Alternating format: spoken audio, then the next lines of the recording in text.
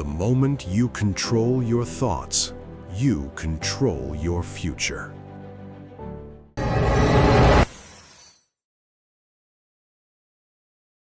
Win the mental war first. Before the world ever challenges you, a quieter battle has already begun inside your own head. Long before failure shows up in results, it whispers in thoughts. Long before success appears in reality, it is either accepted or rejected in the mind. Every day, without realizing it, you step onto a battlefield. Not against people, not against circumstances, but against doubt, fear, distraction, and the voice that tells you to wait, to hesitate, to play small. History has always been decided by those who won this battle first, not because they were stronger in body, but because they were disciplined in thought. Abraham Lincoln lost elections, businesses, and years to obscurity, yet his inner conviction never surrendered. Thomas Edison faced darkness thousands of times before light obeyed his persistence. They understood something most people never learn: the outer world bends only after the inner world is conquered. Your mind is either your greatest ally or your most dangerous enemy. If left undisciplined, it magnifies fear, exaggerates obstacles, and convinces you that tomorrow is safer than today. But when trained, it becomes a command center, calm under pressure, focused in chaos, unwavering when comfort tempts you to quit. Most people lose the mental war before the day even begins. They wake up already defeated, replaying yesterday's failures, borrowing worry from a future that hasn't arrived. They negotiate with weakness, entertain excuses, and call it being realistic. But realism without belief is just another form of surrender. Winning the mental war does not mean you never feel fear. It means fear no longer makes decisions for you. It means you act with clarity even when emotions argue against you. It means discipline becomes stronger than mood. Dale Carnegie taught that confidence is not loud bravado, it is quiet self-command. The ability to govern your reactions, to choose thought over impulse, to respond instead of react. When pressure rises, the undisciplined mind looks for escape. The trained mind looks for direction. One asks, "How do I get out of this?" The other asks, "Who must I become to rise above this?" This is where the shift begins, not with motivation that fades, but with control that lasts. You start watching your thoughts instead of obeying them. You question the doubts that once felt like truth. You replace hesitation with deliberate action, one decision at a time. Because once you win the mental war, the outer battles lose their power over you. Circumstances may resist, people may doubt, progress may feel slow, but you no longer collapse internally. And that is the moment life starts to change. You don't win the mental war in one dramatic moment. You win it quietly, repeatedly, in the smallest decisions no one applauds. You win it when you get up on time, even though comfort begs you to stay. You win it when you do the work without being seen. You win it when you refuse to let one bad hour poison the entire day. This is where strong minds are forged, not in intensity, but in consistency. The mind loves shortcuts. It looks for relief instead of growth. It seeks distraction instead of depth. And if you don't train it, it will betray you at the exact moment strength is required. That is why discipline is not punishment. Discipline is protection. It protects your future from your present impulses. Look at every great builder of history. Henry Ford was told the automobile was a fantasy. Walt Disney was told imagination had no value. They were not immune to doubt. They simply refused to give it authority. The weak mind asks permission before acting. The strong mind decides, then commits. And commitment is where belief stops being a feeling and becomes a force. Belief is not shouting affirmations into the air. Belief is what you do when nobody is watching. Belief is showing up again after silence, rejection, and slow progress. Belief is staying loyal to the vision when results lag behind effort. Your mind must be trained to hold the vision longer than it holds discomfort. Most people quit not because the goal is impossible, but because their thoughts become undisciplined under pressure. They confuse delay with denial. They mistake difficulty for failure. But the trained mind understands something crucial. Resistance is not a sign to stop, it is a sign that growth is occurring. Pressure reveals who you really are. It strips away excuses and exposes habits. Under pressure, you don't rise to the level of your hopes, you fall to the level of your mental preparation. That is why the inner work must come first. You must learn to speak to yourself with authority, to interrupt negative loops, to replace reaction with intention. When doubt says you're not ready, the disciplined mind replies, I will become ready through action. When fear says, what if you fail? The disciplined mind answers, what if I don't try?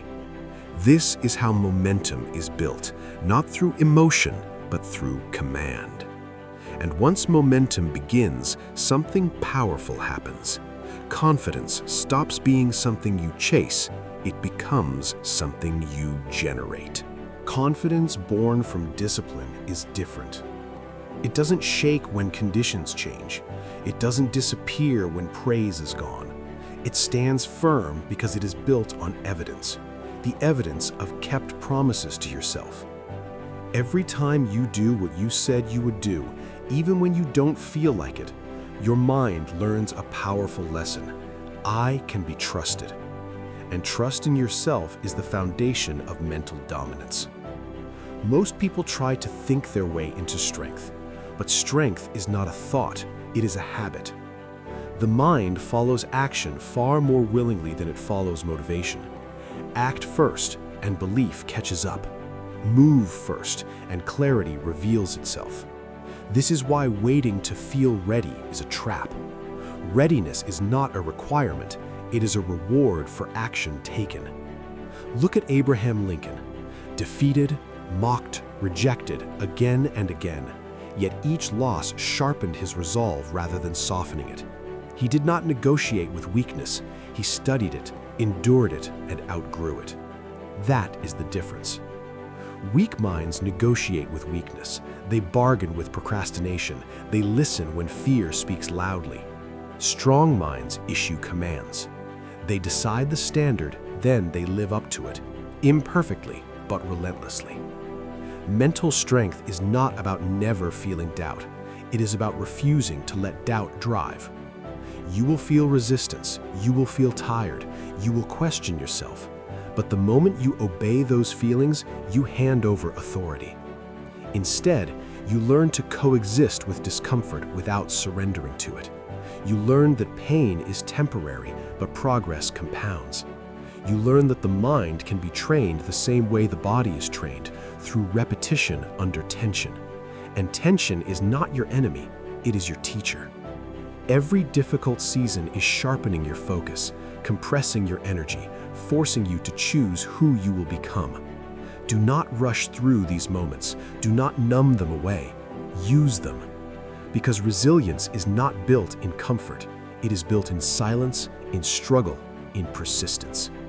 This is where many turn back, not because they can't continue, but because continuing requires abandoning their old identity. Growth demands separation from old habits, from old thinking, from old versions of yourself that no longer fit. And that separation can feel lonely. But loneliness is often the price of elevation. The disciplined mind understands this and keeps moving anyway. It knows that today's solitude is tomorrow's strength. The mind that wins understands one brutal truth. No one is coming to save you. Not motivation, not circumstances, not luck. Strength is self-generated. The moment you accept full responsibility for your inner world, you reclaim your power. No excuses left to hide behind. No one else left to blame. And that is terrifying, but freeing. Because once responsibility is yours, so is control. This is where thought discipline becomes law. You do not allow every thought to stay. You do not entertain every fear. You do not give residence to doubt just because it knocked loudly. A disciplined mind chooses its thoughts the way a general chooses strategies, carefully, deliberately, with consequences in mind. You learn to pause before reacting, to observe instead of panic, to replace "I can't" with "I will learn how." This is not positive thinking. This is precise thinking. Thomas Edison failed thousands of times not because he was reckless, but because he was relentless. Each failure was data. Each setback was instruction. Weak minds see failure as proof they should stop. Strong minds see it as proof they are getting closer. And here is the secret most never learn. Your mind believes what you repeatedly show it.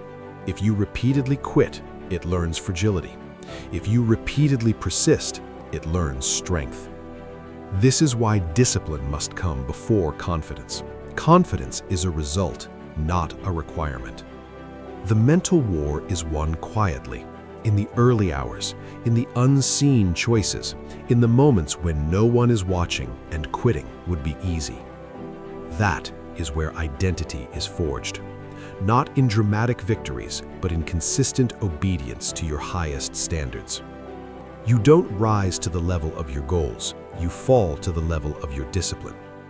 And discipline is simply respect for the future version of yourself. Every focused thought, every resisted distraction, every completed task, they are votes cast for the person you are becoming. Eventually, those votes add up. One day, you wake up and realize your mind no longer panics, it plans. It no longer reacts, it responds. You have won the mental war, not by force, but by patience, by repetition, by refusing to surrender control of your thoughts. And from that moment forward, life no longer feels like something happening to you. It becomes something you shape. You move with clarity. You act with intention. You stand firm when pressure rises. Because a disciplined mind creates a strong life, and a strong life leaves a mark that cannot be erased. This channel isn't for everyone. It's for those who choose discipline over excuses.